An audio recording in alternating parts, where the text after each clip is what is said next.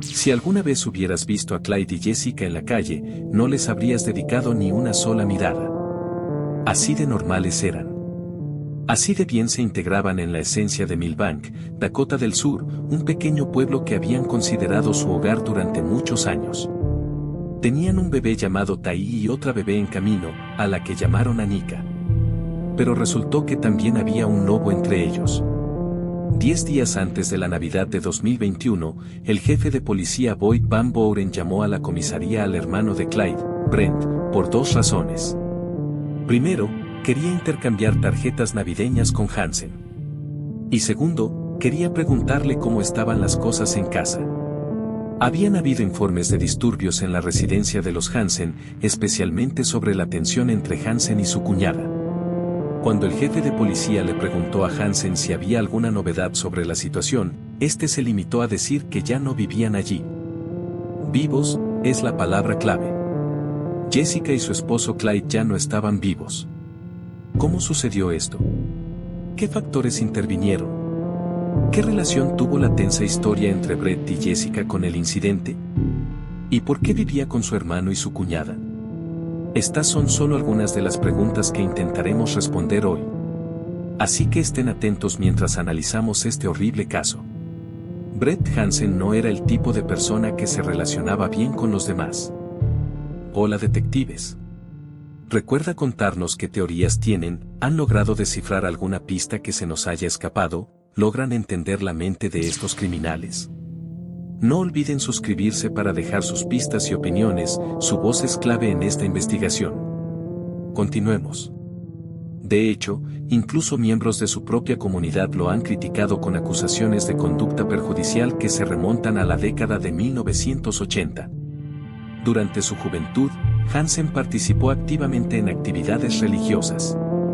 Como testigo de Jehová, trabajaba frecuentemente en centros administrativos llamados Betel, donde los voluntarios se llaman betelitas. Esto sugiere que Hansen no solo era devoto, sino que también estaba comprometido con su religión en la práctica, incluso a nivel organizativo. Sin embargo, ha habido acusaciones no confirmadas en su contra por faltas graves de conducta. Los líderes de Betel recibieron informes de que había actuado de forma inapropiada con las mujeres de la comunidad, por lo que Hansen fue enviado a casa antes de tiempo. Supuestamente lo acusaron de desviación sexual, un término que puede significar cualquier cosa, desde acoso hasta agresión. Estas acusaciones pueden no ser ciertas, pero provienen de una sobrina de Brent, quien afirma haber sido abusada por él. Y a lo largo de los años, mi tío abusó de mí severamente, y ni la Watchtower, ni Betel, ni los ancianos le hicieron caso.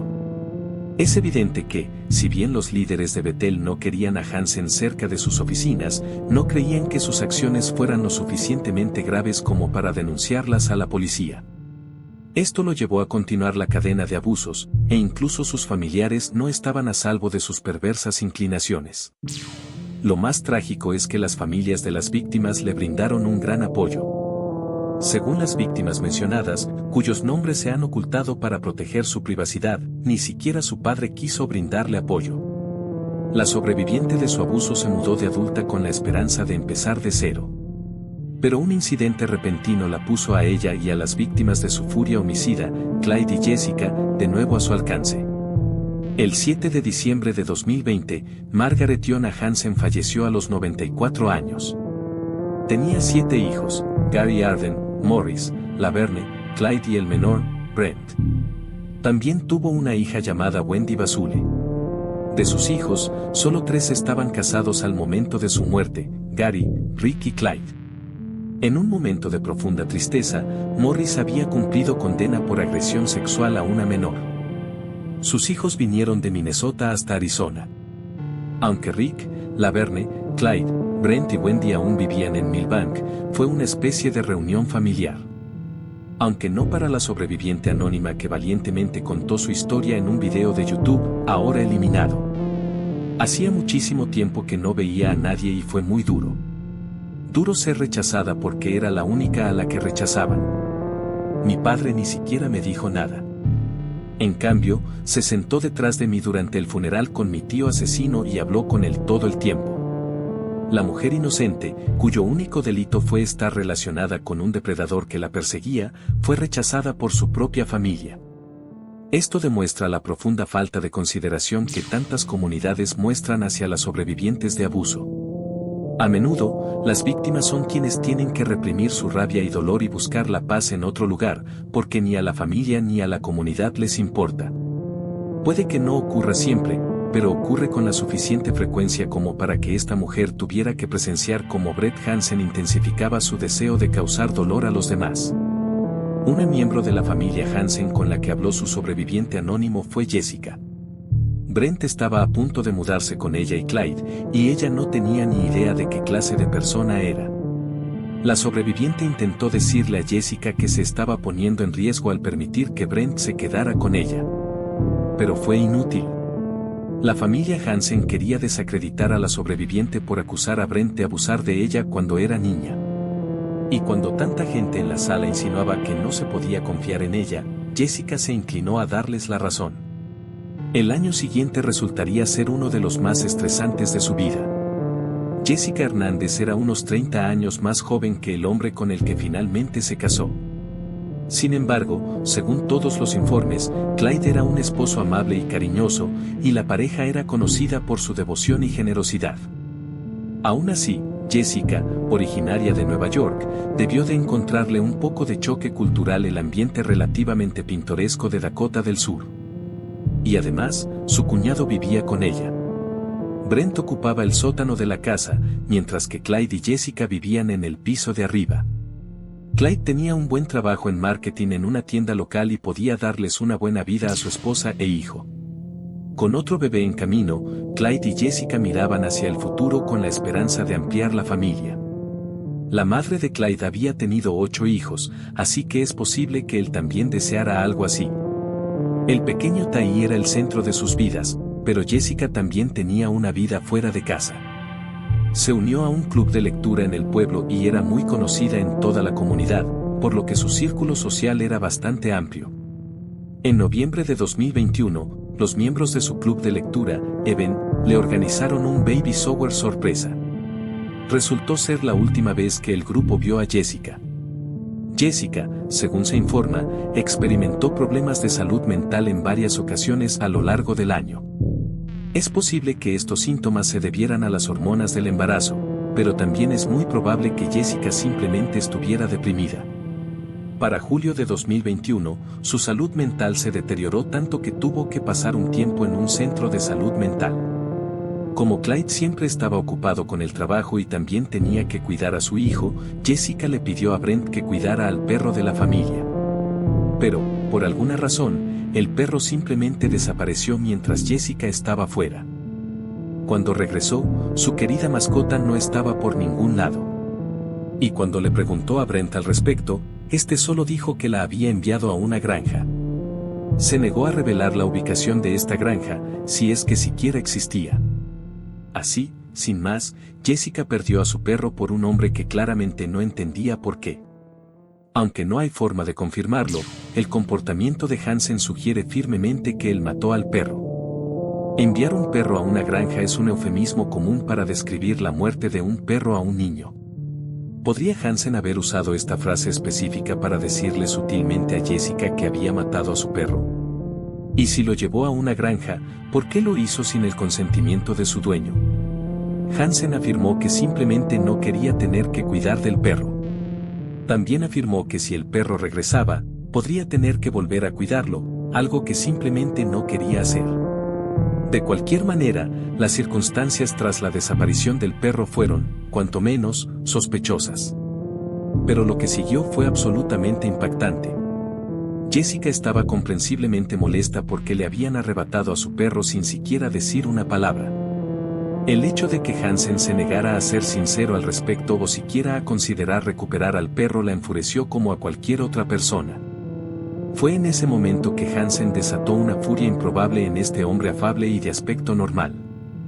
Jessica le dijo que asumiera su responsabilidad y que intentara convencerlo de que lo que había hecho era, en efecto, una violación de la confianza. Hansen usó todas sus fuerzas para empujarla y luego comenzó a golpearla en la cabeza con los puños. Recuerden, se trataba de una mujer que tenía entre 4 y 5 meses de embarazo en ese momento. El hecho de que tuviera un bebé en el vientre no apaciguó la ira de Hansen. Parecía estar enojado con ella por atreverse a cuestionarlo. Cabe decir que el ataque se originó en la misoginia de Hansen, su creencia de que las mujeres valían menos que él y que Jessica no tenía más opción que aceptar las decisiones de los hombres, por ridículas o hirientes que fueran. Cabe mencionar que Clyde estaba presente en ese momento e intervino para detener la agresión. Se llamó a la policía y Jessica presentó una denuncia contra su cuñado, lo que resultó en 2 cargos de agresión simple. Pero parece que salió bajo fianza poco después. Es posible que uno de sus hermanos lo ayudara a salir de la cárcel mientras esperaba el juicio. Posiblemente incluso el padre de la sobreviviente anónima que contó valientemente su historia, solo para ser ignorada. Es importante llamar la atención sobre este hecho. Hansen fue apoyado por sus hermanos e incluso por la comunidad religiosa. Los líderes de Bethel y los ancianos religiosos sabían qué tipo de persona era. Lo que sucedió después podría haberse detenido fácilmente. Pero no fue así. Y al acercarse la Navidad, el jefe de policía Van Buren escuchó algo que jamás olvidará. Es hora de volver al momento de la confesión. Hansen intercambió tarjetas navideñas con el jefe de policía y posteriormente le dijo que Clyde y Jessica ya no vivían allí. Esta conversación duró entre 30 y 40 minutos, durante los cuales Hansen y el jefe de policía intercambiaron palabras amables antes de que Hansen hiciera la curiosa declaración. En ese momento, un repartidor de comida pasó por la casa de Clyde y Jessica y notó un charco de sangre alrededor de la puerta principal. Denunció el hecho a la policía y la información fue transmitida al jefe Van Buren. Justo cuando Hansen estaba sentado frente a él, el jefe le pidió que explicara más. ¿Qué quería decir exactamente cuando dijo que Clyde y Jessica ya no vivían allí? ¿Se habían mudado? De ser así, ¿a dónde? Hansen solo pudo decir que había perdido los estribos. Según se informa, también hizo un gesto indicando que se estaba cortando la garganta mientras hablaba de lo que había hecho. Conmocionado y furioso, el jefe de policía detuvo a Hansen de inmediato y le ordenó que comenzara a proporcionar más detalles sobre lo que había hecho. El 12 de diciembre, Jessica estaba fuera, posiblemente haciendo recados o visitando al médico. Como para entonces ya tenía casi 9 meses de embarazo, no volvería a casa hasta el día siguiente.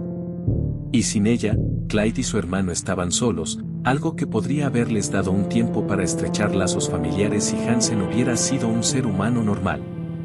Mientras su hermano le daba la espalda, Hanson cogió un bate de béisbol y le destrozó el cráneo a Clyde. Lo golpeó una y otra vez hasta que finalmente dejó de moverse, tras lo cual ocultó el cuerpo de Clyde tras una pared de yeso y esperó a que Jessica regresara a casa. Curiosamente, el pequeño Ty no sufrió daño alguno. De hecho, Hansen cuidó del niño mientras esperaba la llegada de su segunda víctima. Durante la espera, se topó con un machete, aunque se desconoce si ya lo tenía o si lo encontró tras asesinar a su hermano. Una posibilidad era que simplemente quisiera matar a Clyde por haber llamado a la policía cuando atacó a Jessica. Pero en cuanto a su cuñada, quería hacerla sangrar. El 13 de diciembre, Jessica llegó a casa y Hansen se abalanzó sobre ella de inmediato. La apuñaló con fuerza, dejándola con profundas laceraciones por todo el cuerpo. Cabe destacar que no la apuñaló, al menos según los informes que hemos visto. En cambio, la acuchilló varias veces, haciendo que su muerte fuera lo más lenta y dolorosa posible. Una vez consumado el hecho, Hansen cubrió el cuerpo de Jessica con una lona azul. Ni siquiera soportaba mirar lo que había hecho, aunque no había tenido reparos en quitarle la vida a 3 inocentes. Pero curiosamente, nunca le hizo daño a Ty. Continuó cuidando al niño durante los siguientes días hasta que el jefe de policía lo llamó a la comisaría. Para entonces, probablemente sabía que no habría escapatoria. Tarde o temprano, el jefe de policía descubriría lo que había hecho. Y como no tenía forma de deshacerse de los cuerpos sin que lo descubrieran, es posible que pensara que esta era la única manera de poner fin a esta horrible situación. O, por otro lado, es posible que Hansen hubiera sufrido una crisis psicótica total y que estuviera allí completamente inconsciente de lo que decía. Quizás la explicación más probable sea esta: mató a su hermano y a su cuñada embarazada, posiblemente incluso al perro de la familia, y no le dio mucha importancia. Nunca sabremos por qué no mató a Tai. Pero cuando la policía acudió a la residencia, encontraron al niño gritando de hambre y deshidratación. Hansen afirmó haberlo cuidado, pero resultó ser otra mentira. Era lo más extraño que habían visto en su vida. El niño era ahora huérfano, pero parecía que lo habían cuidado bastante bien. Los extremos de la mentalidad de Hansen quizá fueran inexplicables. Pero nada de eso importaba ahora. El 15 de diciembre, 3 días después de asesinar a su hermano y cuñada, Hansen fue acusado de 3 cargos de asesinato en primer grado y 3 cargos de asesinato en segundo grado. Acusar a Hansen de homicidio en primer y segundo grado fue una estrategia intencionada de la fiscalía. Esperaban que si el abogado de Hansen lograba demostrar que el crimen no fue premeditado, el jurado al menos lo condenaría por asesinato en segundo grado y se aseguraría de que pasara el resto de su vida en prisión. Sin embargo, Hansen no intentaba escapar de la cárcel en absoluto. Al menos eso parecía. Cuando llegó el momento de declararse culpable, reconoció lo que había hecho y se declaró culpable de nuevo. Todo esto formaba parte de la estrategia de la fiscalía. Los fiscales sabían que siempre existía la posibilidad de un juicio nulo o de que algo saliera mal. Así que le hicieron una oferta a Hansen. Si se declaraba inocente, usarían todas las pruebas y todos los recursos a su disposición para asegurar su pena de muerte. Algo que se hizo aún más probable por haber asesinado a Annika. Pero si se declaraba culpable, podría pasar el resto de sus días en una celda fría y oscura. El instinto de supervivencia de Hansen se desató. Se declaró culpable y el juez lo condenó a cadena perpetua sin posibilidad de libertad condicional. Esto provocó indignación entre los familiares, que sentían que Hansen no había recibido la sentencia que merecía. Fue responsable de algo tan absolutamente perverso que creían que merecía morir por ello. Como mínimo, merecía pasar años en el corredor de la muerte, inseguro de su propio destino, esperando constantemente el anuncio de que hoy sería su último día. En un comunicado de prensa, la familia declaró: "Nos duele profundamente la precipitada decisión del fiscal estatal de firmar este acuerdo de culpabilidad sin el conocimiento ni la aprobación de la familia. Estamos descontentos con la labor del fiscal estatal, ya que le declaramos claramente que queríamos un juicio para Jessica, Clyde y Annika Hansen y le dejamos claro que buscábamos justicia mediante la pena de muerte. Sin embargo, hay un detalle en el caso que debe abordarse. Se informó que un miembro del jurado se oponía a la pena de muerte. Por lo tanto, si la fiscalía hubiera optado por esa vía, las probabilidades de un juicio nulo habrían aumentado considerablemente. En cambio, decidieron ofrecerle a Hansen un acuerdo con la fiscalía para asegurar su cadena perpetua sin tener que demostrar su culpabilidad. Al final, ningún desenlace habría devuelto a Clyde, Jessica y Annika. Algunos dirán que Hansen debería haber muerto por lo que hizo. Otros dirán que al menos está tras las rejas, donde ya no puede hacerle daño a nadie. Con Tai huérfano, la familia Hernández comenzó a intentar desesperadamente traerlo de vuelta a Nueva York. Querían sacarlo del entorno de Dakota del Sur que lo había llevado a enfrentarse a un trauma tan permanente. Pero una mudanza como esta requería mucho dinero. La prima de Jessica, Verónica Torres, abrió una cuenta de GoFundMe para ayudar a cubrir los gastos, y afortunadamente se logró reunir la cantidad. Se desconoce el estado actual de Tai, pero existe la posibilidad de que los Hansen luchen por mantenerlo con él. Considerando la presencia de al menos 2 depredadores en la familia, solo cabe esperar que los Hernández consigan la custodia y pongan a Tai a salvo. ¿Qué impulsa a un ser humano a cometer tales actos de violencia? A menudo, estos incidentes tienen su raíz en el control, la sensación de derecho y la ira. La misoginia también suele influir en este aspecto. Quienes destruyen familias las ven como extensiones de sí mismos y detestan la idea de perder incluso el más mínimo control. Cuando su sentido de control se ve amenazado por dificultades económicas, rupturas sentimentales o fracasos personales, pueden arremeter en un intento retorcido de afirmar su dominio o reclamar el poder. Estos actos no son aleatorios. Son decisiones calculadas, impulsadas por la ira y el deseo de borrar los problemas percibidos. Y, sin embargo, en el caso de Brett Tanson, es difícil encontrar un motivo. No parecía tener dificultades económicas ni haber experimentado un fracaso personal. Es posible que su hermano Clyde, al intervenir a favor de Jessica en lugar de ponerse de su lado, lo llevara al límite. Aunque parezca insignificante, quizás sea la forma de pensar de un hombre como Hansen. Al fin y al cabo, describió lo que les hizo a su hermano y a su cuñada embarazada pasándose el pulgar por la garganta. Casi como si los asesinatos fueran una broma para él. Hansen no había explicado con más detalle que lo hizo estallar al describirlo. Es posible que no estallara en absoluto, sino que ejecutara un plan que llevaba tiempo tramando. ¿Qué opinas de este caso? ¿Les falló el sistema judicial a Clyde, Jessica y a su hija no nacida, Anika? ¿O fue el acuerdo con la fiscalía la mejor opción dadas las circunstancias? Nos encantaría leer tu opinión en los comentarios. Quiero escuchar sus pensamientos sobre estos casos. Si les gustó, asegúrense de darle un like. Y me aseguraré de hacer más casos similares, algunos más casos resueltos. Pero eso es todo por hoy, detectives. Espero que estén todos a salvo en este mundo tan loco. Y nos vemos en mi próximo video.